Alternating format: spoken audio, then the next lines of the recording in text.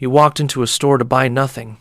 You walked out $50 poorer, and the strangest part, you felt like you won. This isn't an accident. This is architecture. This is science, and it has a history most people have never heard, stretching back nearly a century to when America first learned how to weaponize your own brain against your wallet. The price tag you're staring at right now, the one with the red slash and the bigger number crossed out, isn't giving you information. It's running a con, and like all great cons, it works because you think you're too smart to fall for it. Let me take you back to a moment. It's a Saturday afternoon. You're in a department store, maybe Target, maybe Macy's, doesn't matter. You see a jacket, $200. You don't need it. You already have a jacket. You keep walking, but then you circle back. You can't help it, and this time you notice the sign. The original price, $400, crossed out in thick black ink. Sale price, $200, 50% off, and something shifts in your chest. Suddenly, this isn't about a jacket anymore. This is about not being a fool. This is about the hunt, the score. You think about that person who paid full price last month. What an idiot. Not you, though. You're clever. You grab the jacket. At the register, the cashier says, "Great find." You agree. You saved $200 today, except you didn't save anything. You spent $200 you weren't going to spend 5 minutes ago. The jacket was always worth $200 to the store. Maybe less. Probably less. The $400 price never existed except as a ghost, a phantom number floating above the real price to make you feel like a winner. And you do feel like a winner, don't you? That's the poison. That's the drug. They made you feel smart while picking your pocket. Now here's what makes this truly sinister. You know this. Somewhere in the back of your mind, you know you're being manipulated, but you buy it anyway. You can feel the trick, and you still step into it, because the sensation of getting a deal, the biochemical rush of imagining you've outsmarted the system, is stronger than your rational knowledge that you haven't. Your brain isn't designed to resist this. Evolution didn't prepare you for the department store. For 10,000 generations, scarcity was real. When there was food, you took it. When there was abundance, you hoarded. The sale isn't exploiting your stupidity. It's exploiting your survival instinct. But here's the part that should make you angry.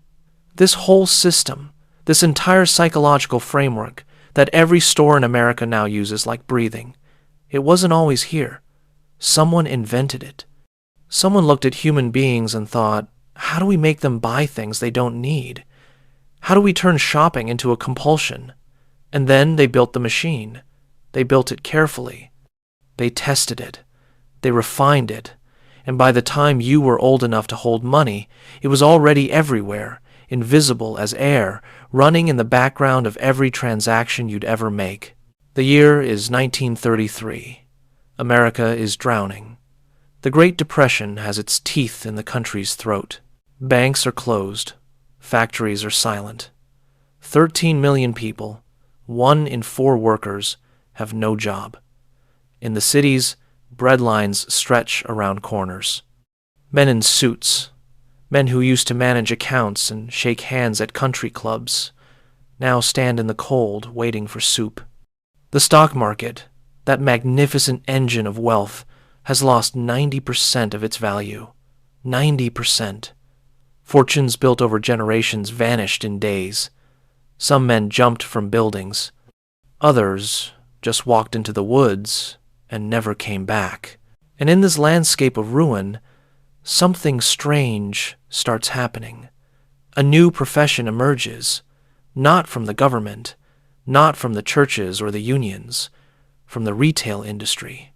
They call them psychological consultants, though that term won't become common for another decade. These are men, and they are almost entirely men at this point, who study why people buy things. Or more urgently, in 1933, why people have stopped buying things. One of these men is named Edward Bernays. You've probably never heard of him. He was Sigmund Freud's nephew, and he took his uncle's theories about the unconscious mind and turned them into a weapon for corporations. Bernays didn't call himself a salesman. He called himself a public relations counsel. That's the first trick right there, the language. Not manipulation, relations. Not propaganda, counsel. But make no mistake about what he was doing. He was teaching companies how to bypass your rational mind and speak directly to your desires, your fears, your ego. Before Bernays, before this generation of psychological merchants, advertising was simple. Here is a product. Here is what it does. Here is the price. You buy it or you don't. But after Bernays, after the techniques developed in the 1930s and 40s, advertising became something else entirely.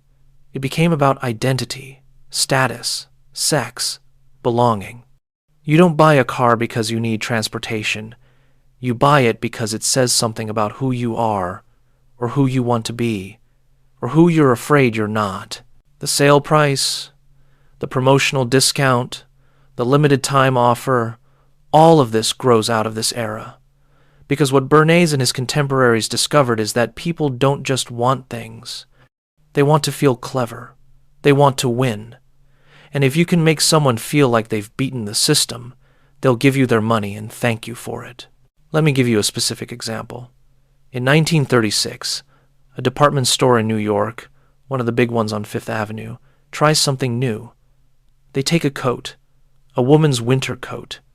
They price it at $75, which in 1936 is serious money, more than a week's wages for most people. The coat doesn't sell. Week after week, it sits on the rack. So they try something. They raise the price to $120. Then they put a sign next to it. Special reduction. Now only $75. The coat sells in 3 days. Same coat, same price, different story. And the story is what you're buying. You're not buying fabric and buttons. You're buying the narrative of yourself as someone smart enough to spot value. The store didn't trick you with complexity. They tricked you with simplicity. They gave you a bigger number and a smaller number, and your brain did the rest. This technique, this specific psychological mechanism, has a name in the research literature. They call it anchoring. The first number you see becomes the anchor, the reference point. Everything else is measured against it. If I tell you a house costs $5 million, and then I reveal it's actually $2 million, you think that's cheap. You think $2 million is cheap. Your brain has been anchored to $5 million. The $2 million feels like a bargain, even though $2 million is still an almost incomprehensible amount of money to most human beings who have ever lived. Stores know this. They've known this for 90 years. Every price tag with a crossed-out number is running this exact play, and it works. It works so consistently that there's now an entire regulatory framework around it, because stores started making up the original prices. They'd print a jacket, decide it was worth $40, print a tag that said $100, cross it out, and immediately mark it on sale for $40. The jacket was never $100. No one ever paid $100. The $100 price existed for 3 seconds between the printer and the sales floor, just long enough to create the anchor. In the 1970s, the Federal Trade Commission tried to crack down on this. They created rules. If you're going to claim something is on sale, they said, you have to prove that you actually sold it at the higher price for a meaningful period of time. Some states went further. California said you need to sell it at the original price for at least 28 consecutive days before you can call a reduction a sale. 28 days. That's the legal threshold for what counts as real. But here's the thing about regulations. Stores hire lawyers. Lawyers find loopholes. And the loopholes in sale pricing are big enough to drive a truck through. You can sell one item at the high price in one location, then mark it on sale everywhere else. You can rotate which items are on sale week by week, so technically everything gets sold at full price somewhere, sometime. You can use the phrase compare at instead of original price, which means absolutely nothing but sounds official. Compare at $100. Compare to what? To a price I just made up? Yes, exactly that. And even when stores get caught, even when they get fined, the fines are tiny compared to the profits. It's just the cost of doing business. JCPenney got sued for fake sale prices. Kohl's got sued. Macy's got sued. They paid some money. They promised to do better. And then they went right back to doing the exact same thing, just with slightly different language. Because here's the uncomfortable truth. This isn't a few bad actors. This is the entire industry. Walk into any clothing store in any mall in America right now. Look around. 90% of the price tags have 2 numbers on them. The sale isn't an event anymore. The sale is the permanent state of retail. Everything is always on sale, which means nothing is ever on sale. The sale price is the real price. The other number is set dressing. It's a prop in a play, and you're the mark. Now, you might be thinking, okay, fine, but I'm aware of this now. I know the trick, so it won't work on me anymore. And I need to tell you something difficult. It will still work on you, because knowing about a cognitive bias doesn't make you immune to it. If I show you an optical illusion, and I explain how the illusion works, and then I show it to you again, you still see the illusion. Your brain can't help it. There's a famous experiment in behavioral economics. Researchers take 2 groups of people. Both groups are asked to bid on the same items in an auction. But one group is told ahead of time that anchoring exists, that the first number they hear will influence their bids, and they should try to resist it. The other group is told nothing. Then the auction starts. And you know what happens? Both groups get anchored almost identically. Warning people about the bias barely moves the needle. The mechanism is deeper than conscious thought. This is what makes the price tag lie so perfect. It's not like other scams where once you know the trick, you're safe. This is a magic trick that works even after you've seen behind the curtain. You can know the $400 price is fake. You can know the jacket is worth $200. And you'll still feel that little spark of satisfaction when you save $200. The feeling isn't rational. It's chemical.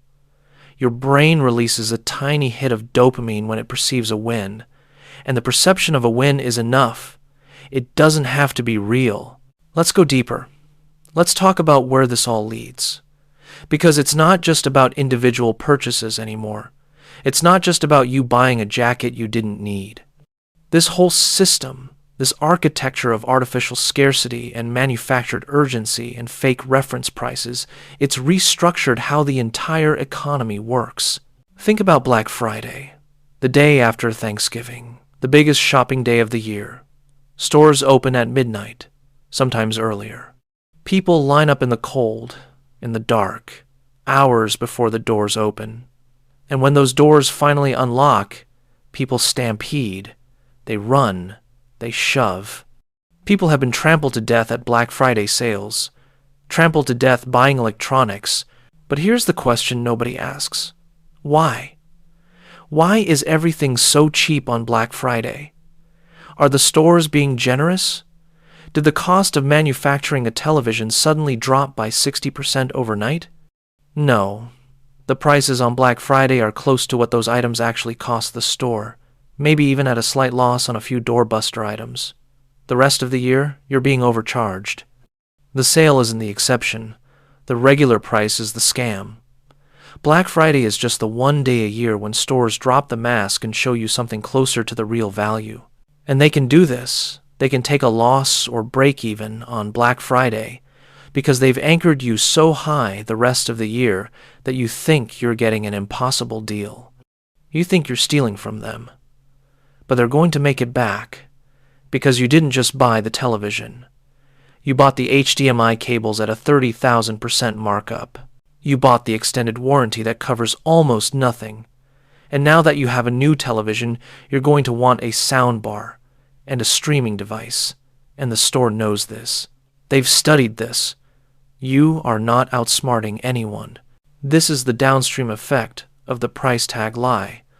It creates an entire culture of shopping as sport, shopping as identity. You're not buying things because you need them. You're hunting for deals because finding a deal makes you feel competent in a world that mostly makes you feel powerless. You can't control your job. You can't control the economy. You can't control the cost of rent or healthcare or education. But you can control this. You can walk into a store and find something 40% off, and for just a moment, you won something. Except you didn't win. The house always wins. The store set the prices. The store created the sale. The store decided when to discount and by how much. You're not playing against the store. You're playing a game the store designed, on a board the store built, with rules the store wrote, and the store wrote those rules so that no matter what move you make, they profit. There's a term for this in game theory. It's called a captured game. It means the game is structured so that all outcomes benefit the house. You can't win a captured game. You can only choose how you lose. Buy at full price, they win big. Buy on sale, they win smaller, but they still win. Don't buy at all, they lose nothing, because they never actually expected you to pay full price anyway. The full price exists to make the sale price look good. Now let me tell you about the man who tried to break this machine. His name was Ron Johnson. In 2011, he became the CEO of JCPenney, and Ron Johnson had an idea, a radical idea. He said, "What if we just stopped lying? What if we charged fair prices all the time and got rid of the fake sales?" So that's what he did. He eliminated almost all sales and coupons. He introduced something he called fair and square pricing. Everyday low prices, honest prices, no games. The prices were actually lower on average than what customers had been paying before, once you factored out all the coupon nonsense. But here's what happened. Sales collapsed. Absolutely collapsed.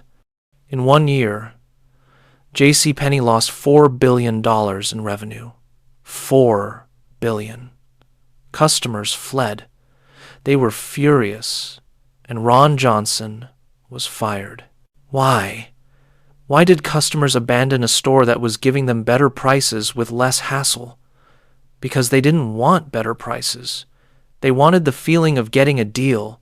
They wanted the hunt, the discovery, the dopamine hit of finding a coupon and watching the price drop at the register.